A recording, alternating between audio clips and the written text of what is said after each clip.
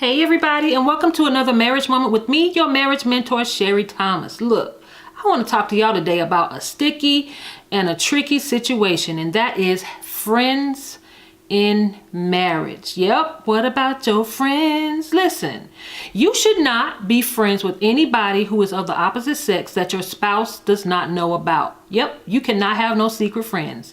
All right, you cannot have somebody that you are communicating with by text, phone, IMs, DMs, Twitter, Snapchat, email, no nothing, no phone calls, nothing, if your spouse does not know about it. That is a breeding ground for infidelity.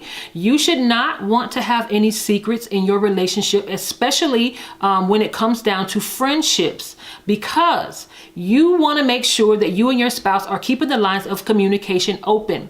I am not saying that you cannot be friends with someone of the opposite sex, but what I am saying is you want to make sure that your spouse knows who it is that you are friends with. It's not that your spouse controls who you talk to. It's not that your spouse controls who you are friends with. However, you want to make sure that whoever you are calling your friend, if they are of the opposite sex, that is not a secret that you are keeping from your spouse. All right. You got to make sure that you keep the lines of communication open, because once those lines get crossed or once those lines are closed, it's going to be hard for you and your spouse to work through those issues, especially if they find out that you've been keeping secrets from them. I know you're probably saying, look, I'm grown. I could be friends with whoever I want to be friends with. And all of this is true if you are single and unmarried. However, because you said I do to your boo, guess what? You have to make sure that you are respecting and honoring their wishes. If they are not comfortable with you being friends with someone of the opposite sex, then you have to make sure that you are honoring